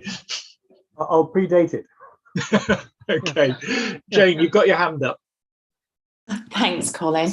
It just occurred to me that I have a permit to ride in Windsor Great Park that also includes Swinley Forest, and we get communications from a gentleman called Mark Passard, who is the visitor communications manager. I don't know whether that type of level of person might be more appropriate, or at least another alternative to ask if he would be willing to attend. That would be a good idea. Yeah. Maybe either Rose or Graham, whoever was going to try and make contact, they contact both. Yeah, I just thought it might be, you know, another alternative person to communicate with. So thank you. It was just a suggestion. Thank you, Jane. Do you have a point of contact at all? Yes, I do. I'll drop you an email, Rose. So Lovely. Thank you, Jane. That's brilliant. Yeah, good idea. So, Rose, there were a couple of other things you wanted to add on this slide, I think. Yeah, just very quickly, just to say that I was contacted by our digital services team to say that the online application form, which we did quite a lot of work to improve, is going to be shelved, and we're just going to have to develop a new process, which will be a sort of a PDF online form that members complete. So it's not a massive thing, it just means a bit of work from our side.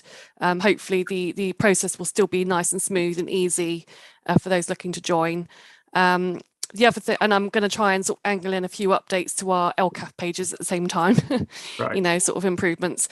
And the other thing I was just going to say is things like the group that we're setting up, the planning group, subgroup, would be very useful if I could get some publicity photos. I'm not sure if it's going to be an online group, I can get some sort of screenshots of the group online. If it's going to be sort of people going to meet in person, then some photographs from that. I'm just looking for some more photos of members getting together and doing proactive things, you know, to sort of, you know, members at work kind of thing.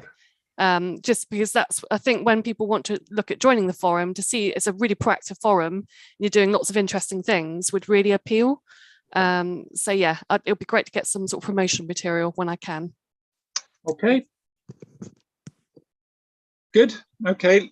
Let's move on. I'm realizing we're just about to overrun our time. So yeah, this is me, Colin. Sorry, yeah. I'd give a very, very quick update. Just apologies that I was due to attach the draft annual report to the agenda for this meeting, and I didn't get round to it. The one thing I'm going to be working with Colin on is to just include a chairman's forward to make this more personalised and more relevant to LCAF. I've done majority of the report. It's just a few more tweaks needed, and then I'll circulate that for comments ASAP. And yeah, it won't drag on much longer. Just to clarify, this is a report for 2020 and 2021. And I'll also be starting work on the 2022 report. I'm sort of making notes of all the sort of like the wins, you know, the improvements that LCAF are making, which will be really good to sort of report to public on. Okay. Thank you. I have started working on it, Rose, but I gave you a little bit notice. Sorry, Colin. I hope to get something to you before I go on holiday on Friday. Lovely, that's fantastic. Thank you very much. Okay, any other comments on the annual report? Let's move on to any other business. And I think the next slide has got one particular point that Rose wanted to bring up. Yeah, just very quickly, because we mentioned about the disabled sort of representation, and just want to let you know very quickly, I've been working with colleagues in the council and an organisation called Access Able, who used to be called Disabled Go, and we're looking at improving the information on our some of our parks visit pages about accessibility. We had an inquiry from the member of the public who sort of, I think they were trying to find out information about parks accessibility, and they couldn't find very much on some of our pages. So the list of sites you see there are the ones that I've proposed to Access Able, that they'll be doing a review of those sites, and this will be like an audit and once they've completed that, they'll publish the information on their website and we can link to it. So it just means it's enabling our residents to be able to sort of see the accessibility of our sites and to help them inform them before they go and visit the site. So I thought you'd sort of want to be aware of that, because I know a big remit of LCAF is improving access. Yeah, that'd be good. It'd be nice to have there. But is this a national organisation? I think it is. Yes. And Bracknell Forest work very closely as part of that. We've already got Lily Hill Park listed. They're on the Access Able site, but we haven't got a huge number of other parks. So it's kind of like a bit of a gap, and it's an opportunity to work with them to sort of, give residents the choice, of knowing if there's going to be sort of restrictions in width to paths or slopes, or what sort of facilities are on site. It should be sort of, if we can signpost to this new platform, it will be very helpful. Can we signpost them to the accessible route that we talked about earlier? Yes, I mean we will once we finish the leaflet, that will go up on our countryside routes page as part of the accessible routes, but we could certainly sort of signpost from the parks pages to that route. Yeah. And maybe get Access Able to put it on their website. Right, I'm not sure how they operate in terms of I'd have to check that with them, Colin, but I can certainly look into it. Worthwhile just asking them. Yeah, sure. Any questions for Rose on this one? Okay, so does anybody else have any other business? I'm not seeing anybody's hand going up. Oh, Rob has. Yeah, I just thought I would just very quickly, just because it might be of interest, just some sort of current and other future works on some of the rights of way that we've kind of got going on at the moment. Particularly another new section of boardwalk on Crowthorne Footpath 18, which is literally just about to be completed. This links back to the previous long section of boardwalk on Footpath 24, Sandhurst 24, which we would have mentioned in the previous meeting. Both are a big long link through Wildmoor. We've also got some future planned works to stone surface section of Sandhurst 14, which also links back to those two paths through Wildmoor. It's a particularly muddy section of footpath, with the hope that we can kind of improve the access through the rights of way through the SPA, whilst we're also kind of linking towards a wider project to return grazing back to the Heathland site. And then as we speak, we've got contractors in on Horseshoe Lake, doing some sang improvements to a pathway round the back of the water sports centre in what I would refer to as the southern meadow, providing a kind of inverted commas quieter route around the back of the water sports centre, which obviously gets particularly busy, certainly through the kind of spring and summer period, with people going in the water and doing all those kind of activities. And the path is a Cotswold gravel surface path, and links through to the junction of Mill Lane, Lower Sandhurst and Lower Church Road, which also in theory hopefully allows people to walk onto site from Little Sandhurst, and then not so that they don't have to kind of walk through the kind of wiggly non-footpath lanes to the car park main entrance. Right. Oh, that's good. I think that was one of the accesses that had been proposed previously for us to make into on our wish list. Yeah, we haven't quite completed it in time for this meeting, so hopefully next meeting we can get some nice pictures to show everyone if you haven't visited the site in the meantime. But say those projects, some of them are kind of very much nearly completed, and some are kind of will be going on this summer. That's good. I think it'd be good to have it on our agenda next time, because items 3 and 4 on our wish list are we're waiting on completion of work at Horseshoe Lake. So it'd be nice to know how all this fits together and whether we can perhaps tick some of those off on our list. Sure. It'd be nice to see another progress to put in the 2022 report, Rose. Anybody else got any other business? Nobody's putting their hand up. In which case, just finally to put up public question time. I guess we've got Nicholas, and I don't know whether Heather's still with us actually, but any other questions? Nope. Let's move on. So finally, to put in your diary, Tuesday, the 11th of October, 2022 at 7 p.m. And we'll discuss whether it's in person or online again as we get closer to the time. And I think we finished, and I apologize, we are 6 minutes late. I failed. I had a good track record of getting this through on time.